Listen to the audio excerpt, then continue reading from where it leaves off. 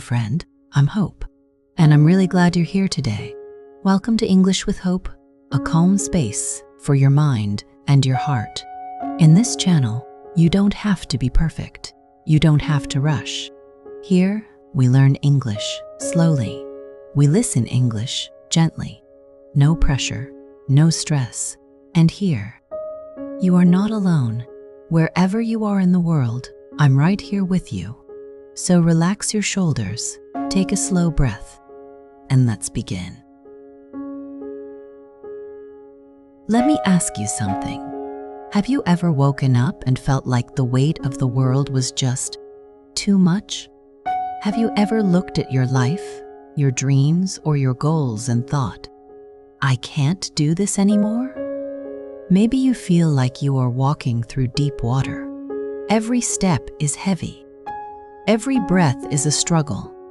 I want you to know something right now, in this very moment. You are not broken.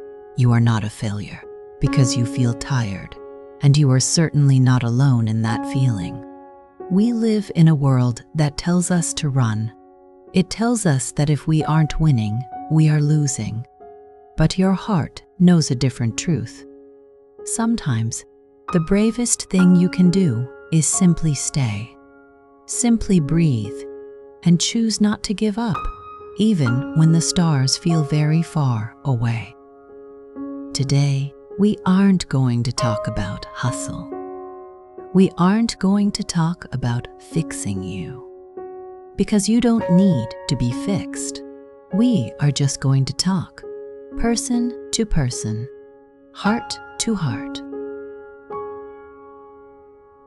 In our time together today, I want to offer you a hand to hold. We are going to look at what it really means to change your life. It isn't always about a new job, a new city, or a big achievement. Often, the biggest change starts in the quietest part of your soul. It starts when you decide that your peace is worth protecting. By the end of this episode, I hope you feel a little lighter. I hope the shadows in your mind start to move back, just a little bit. I want to give you a sense of direction that doesn't feel like a heavy map, just a soft light on the path. We will explore why your mind wants to quit and how to kindly tell it that you are still here. You are still capable, and your story is not finished yet. I remember a time, a few years ago, when I felt completely empty. I had worked so hard on a project that I truly loved. I put my heart into it. I put my time into it. But things weren't working. The doors were closing one by one. I remember sitting on the floor of my room, late at night. The house was silent. And all I could think was, I should just give up. I am clearly not meant for this. It felt like a cold winter inside my chest. I thought that if I quit, the pain would stop. I thought that if I stopped trying, I would finally be safe. But as I sat there, I looked at a small plant on my windowsill. It was a tiny thing and it looked quite dry. But it wasn't dead. It was just waiting. It wasn't trying to bloom in the middle of the night. It was just holding on. I realized then that I was trying to force a summer when I was actually in a winter. I didn't need to quit. I just needed to change how I was moving. I needed to stop fighting the season I was in. I started to make very small changes, not big ones. I started to change how I spoke to myself. Instead of saying I failed, I started saying I am learning how to wait. And slowly, the light began to return. Not because the world changed, but because I changed how I stood in the world. Why do we hold on to the idea that giving up is the only escape? Sometimes our minds are very loud. They tell us that if we stop, the pressure will go away. When we feel overwhelmed, our brain's natural response is to find safety. And for many of us, safety feels like quitting. It feels like letting go of the rope we have been pulling for so long. It is a protection mechanism. Your mind is trying to save you from more hurt. But there is a difference between resting and giving up. When we feel like giving up, we are often just exhausted from trying to be perfect. We aren't tired of the goal. We are tired of the way we are trying to reach it.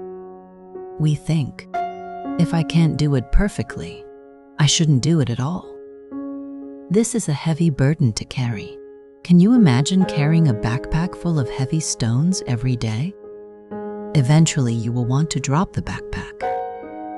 But you don't have to throw away the journey.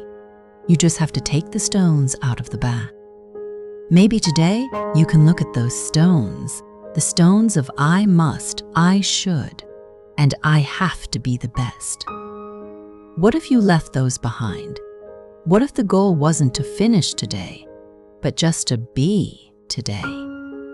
You might find that when the pressure being perfect is gone, the desire to give up leaves too. It's like a fog lifting from a mountain. The mountain was always there, you just couldn't see the path. Maybe the goal isn't to fix everything in one afternoon. What if this feeling of wanting to quit is actually a sign? Not a sign to stop forever, but a sign that the way you are living needs to change. It is an invitation to be more gentle with yourself. Right now, wherever you are, I want you to place your hand over your heart. Close your eyes if you can. Feel the beat. Whisper to yourself, I am doing enough. I am allowed to move slowly. Take one deep breath in and let it out. You have just given yourself permission to stay. What if progress doesn't have to be fast? We live in a world that is obsessed with speed. We want our internet to be fast. We want our food to be fast. And sadly, we want our personal growth to be fast too. When we decide we want to change our lives, we often want it to happen by tomorrow morning. We want to wake up and be a completely different person, someone who never procrastinates, someone who is always happy, someone who has already achieved all their goals.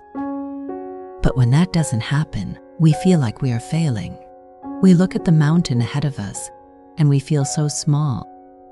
We think, if I can't reach the top today, why even try to take the first step? This is where that heavy feeling of wanting to give up comes from.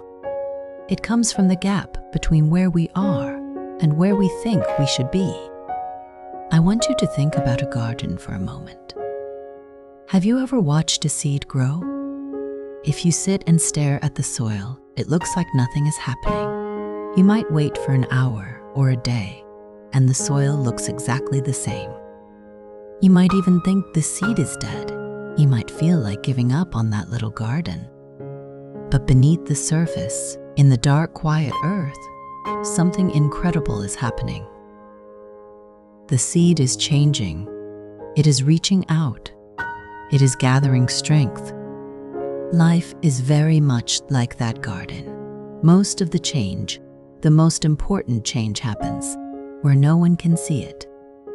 It happens in the way you choose to think when you are alone. It happens when you decide to try one more time, even if your hands are shaking. This is invisible progress. Just because you can't see the finish line doesn't mean you aren't moving. What if you stopped measuring your life by how far you have to go? What if instead you looked at how far you have already come? Even if you only moved 1 inch today, that is 1 inch further than yesterday. In the language of healing, there is no such thing as too slow. There is only moving. Maybe the goal isn't to change your entire life this week. Maybe the goal is just to change your next 10 minutes. What if progress was simply about being 1% kinder to yourself today? When we lower the pressure of speed, the fear of not being enough, starts to fade away. You begin to realize that you have all the time you need. You aren't in a race.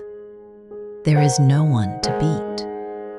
There is only you and your beautiful, slow journey. What if this slow pace isn't a problem? What if it is actually a gift? Maybe you are moving slowly so that you can see the flowers along the way. Maybe you are moving slowly so that you don't break. You don't have to rush to the end of your story. The middle parts, the quiet, slow, boring parts, are where the healing actually happens. Think of one very small task you have been avoiding because it feels too small to matter. Maybe it's washing one dish, writing one sentence, or picking up one piece of clothing. Do that one thing right now. As you do it, say to yourself, "This small step is enough. I am moving forward." Why do we let the noise of the world tell us we are failing? I want you to imagine you are opening a small, cozy coffee shop. You spent a long time thinking about the colors, the smell of the beans, and the music that will play. It is your sanctuary. It is a place of peace. But then, imagine if you left the front door wide open and anyone, strangers, loud cars, shouting voices, could just walk in and start rearranging your furniture. They start complaining about the walls. They tell you the coffee isn't fast enough. Very soon, your sanctuary wouldn't feel like home anymore. You would feel exhausted. You would want to close the shop and never come back. This is what happens to our minds when we don't have boundaries. We let the noise of the world walk right into our hearts. We look at social media and see people who seem to have perfect lives, perfect bodies, and perfect careers. We listen to people who tell us we should be doing more.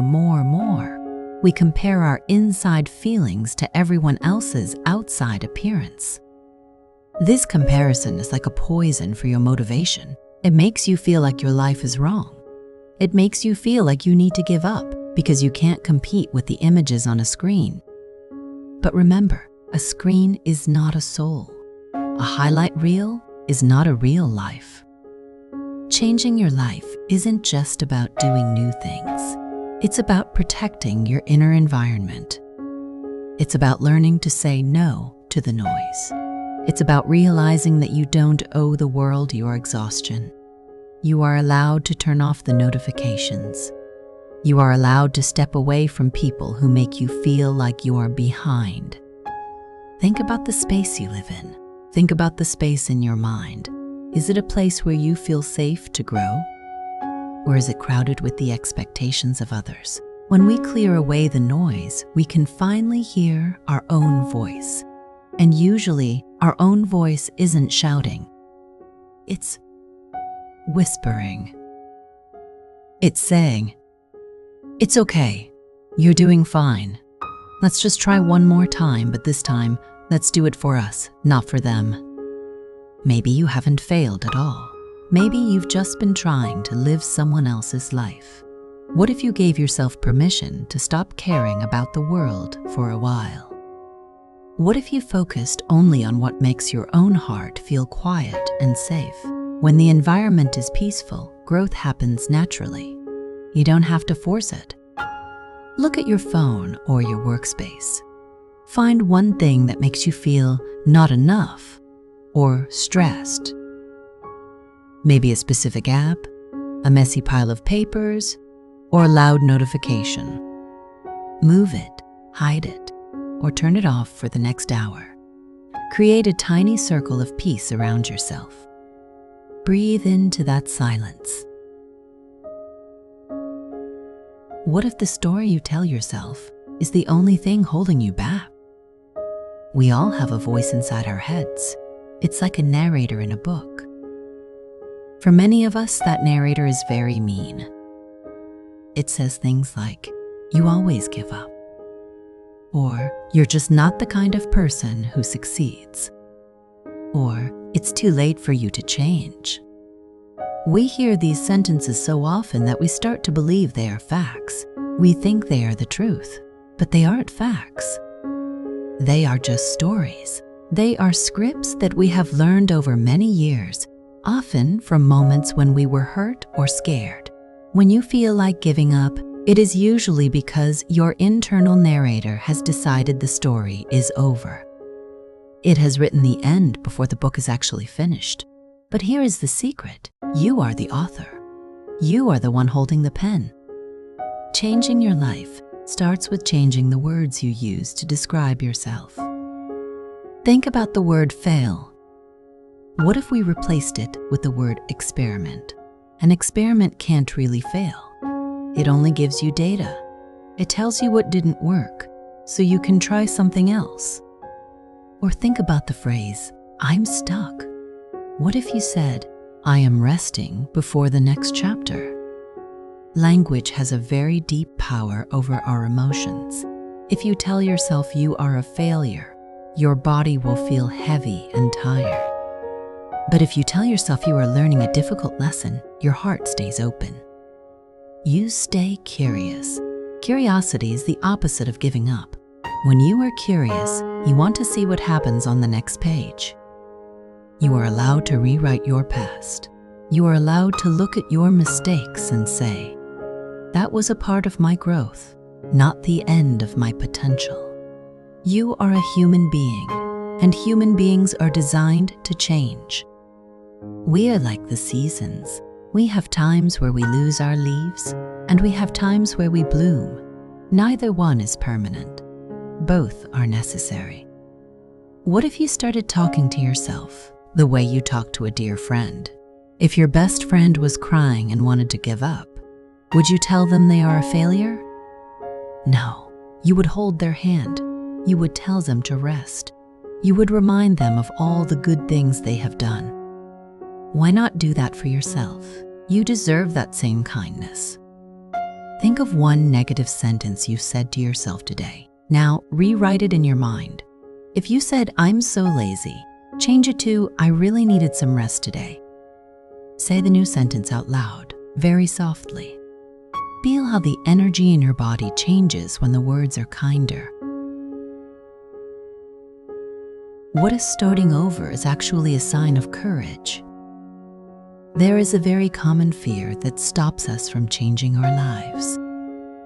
It is the fear of starting over. We think about all the time we have already spent the years in a job we don't like, the time in a relationship that didn't work, the hours spent on a hobby that didn't go anywhere. We feel like if we change now, all that time is wasted. But time is never wasted if you are living it. Every experience you have had, even the painful ones, has given you something. You are not starting from zero. You are starting from experience. Think about a river. A river is always moving. Sometimes it hits a rock and has to change direction. It doesn't stop and say, well, I've been flowing this way for miles, so I guess I'll just stop here. No, it flows around the rock. It finds a new path. The water is the same, but the direction is new. Starting over isn't a sign that you failed the first time. It is a sign that you are brave enough to listen to your heart. It takes a lot of strength to look at your life and say, this isn't working for me anymore, and I'm going to try something new. That isn't weakness. That is incredible power. Maybe giving up on the old version of your life is the only way to let the new version begin. Sometimes we have to let go of the things that are comfortable so that we can find the things that are right. It's like clearing out an old closet. You have to take everything out before you can see the space you actually have. You don't need to have a big plan. You don't need to know where the river ends. You just need to be willing to flow. You just need to say, I am willing to see what happens if I don't give up on myself. Because that is the only kind of giving up that matters, giving up on your own heart. As long as you are still listening to your heart, you are on the right path. What if today is the day one of the rest of your life? Not in a high-pressure way, but in a fresh, clean way, like the air after a rainstorm. Everything is a little bit clearer. Everything is a little bit newer. You are allowed to be a beginner. You are allowed to not know what you're doing. There is so much peace in simply saying, I am starting again, and that is enough. Take a slow, deep breath. As you exhale, imagine you are letting go of one piece of baggage from your past, one regret, or one wasted day. Now, look at your hands. These are the hands that will build your day one. Whisper, I am starting fresh. I am starting now. We have traveled a long way together in this conversation. We talked about the weight of being tired, the beauty of moving slowly, and the importance of protecting your inner peace. We looked at the stories we tell ourselves and the quiet courage it takes to start again. I hope that, as we finish, you feel a little more space in your chest. I hope the idea of changing your life feels less like a giant mountain and more like a gentle walk in the woods. Remember, you do not have to change everything today. You don't even have to change everything this year. Healing is not a destination. It is a way of traveling. If you are feeling tired, please rest. Do not quit on yourself. But do quit on the pressure to be perfect. The world needs your light, even if it is just a small, flickering candle right now. A small light can still guide you through the darkest night. Be patient with your heart. Be patient with your progress. You are doing much better than you think you are. I am so proud of you for being here, for listening, and for choosing to stay. You are a work in progress, and that is a beautiful thing to be. Take these thoughts with you into your day or into your sleep. Let them settle like dust after a long journey. You are safe. You are cared for. And you are not alone. And if this lesson gave you something useful, I'd love it if you tap like and subscribe to the channel. It helps you stay connected, and it also helps this little learning community grow. Every click really does make a difference. Goodbye for now, friend.